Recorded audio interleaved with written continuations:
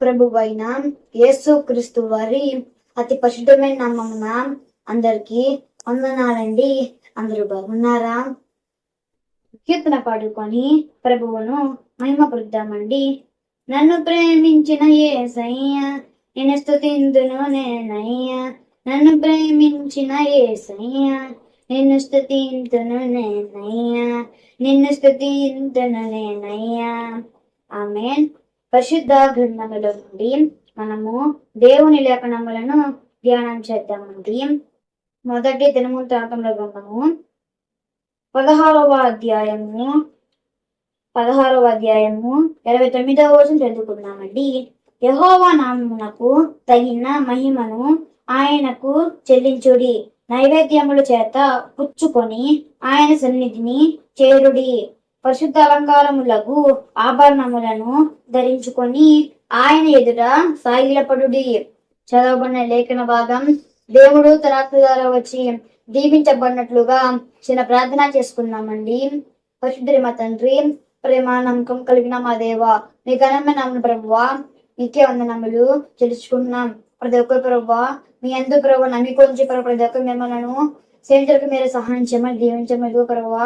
ఈ వాక్యం చెట్టుకు మీరే నాకు సహాయం చేయండి ప్రభావ. ప్రతి ఒక్కరు ఈ వాక్యం ప్రభువా జాగ్రత్త ఈ వాక్యంలో బట్టుకు మీరే సహాయం చేయమని, ప్రతి ఒక్కరు ఈ వాక్యం ద్రాక్షకు మీరే సహాయం తెచ్చమని మా ప్రాణ ప్రభు మా రక్షకుడు యేసుక్రీస్తు వారి నామములోనే అడిగి పెట్టుకుంటున్నాం మా పరమ తండ్రి. ఆమేన్.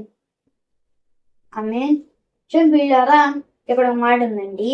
ఆ మాటను తెలియజేస్తాను చూడండి. యెహోవా నామమునకు తగిన మహిమను ఆయనకు అర్పించుడి. ఇక్కడ ఒక మాట ఉందండి. ఆ మాట తెలియజేస్తాను చూడండి.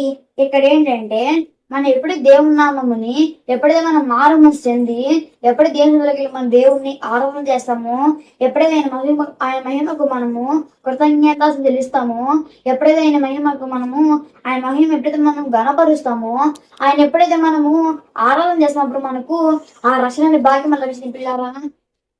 చిన్న పిల్లలు ఇక్కడ ఏంటంటే దేవుని నామం పిల్లలు ఇక్కడ ఫస్ట్ ఎవరైతే దేవుని బల్ల చేయవేస్తున్నారో, ఎవరైతే రక్షణ పొందారో వాళ్ళు దేవుని మహిమను వాళ్ళు గణపరచాలంట. వాళ్ళు దేవుని గణపరచాలి. ఎందుకంటే దేవుని వాళ్ళకి అప్పగించిన పని అది. ఇక్కడ ఏంటంటే నీకు రక్షణ కావాలా, నీకు రక్షణ భాగ్యం కావాలా, నువ్వు దేవుని మందిరం వెళ్ళు. నీ మారమనసు నీ పాపను ఒప్పుకొని దేవుని దగ్గరికి వెళ్ళి నీ పాపను ఒప్పుకొని మారమనసు చెంది బలలో చేయవేయి. దేవునితో పాటు నువ్వు దేవుని పిల్లగా నువ్వు మారిపో. అప్పుడు నీకు కూడా దేవుని గణపరిచే అవకాశం నీకు కూడా దొరికిద్ది. మనం దేవుని గణపరచాలి. అప్పుడే నీకు నాకు పరలోకంలో చోటు లభించింది.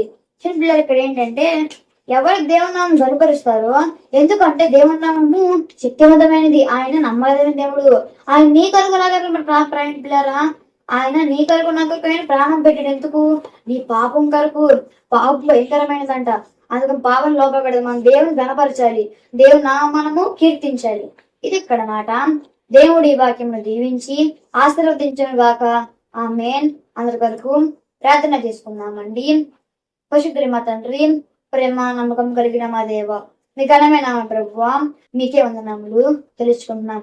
ప్రతి ఒక్క ప్రభువా మీ అందరూ ప్రతి ఒక్క ప్రభావం పొంది ప్రభువా రక్షణ పొంది ప్రభులను మీ మహన ప్రభువా పొందులకు సహాయం చేయమని దీవించమని, ప్రతి ఒక్కరు కనపరిచి ప్రభువా అలాంటి భయం ప్రతి ఒక్క ప్రభు మీరు దయచేయమని సహాయం చేయమని, ఈ వాక్యం ప్రతి ఒక్కరు ప్రభువా మీరు కనపరిచి ప్రభువా మీ వాక్యం వాళ్ళ ప్రభు హత్తుకుని మీరే సహాయం దేశమని దీవించమని మా ప్రాణ ప్రభు మా రక్షకుడు యేసుక్రీస్తు వారి నామములోనే అడిగి వేడుకుంటున్నాం మా పరమ తండ్రి. ఆమేన్. అందరికీ వందనాలండి.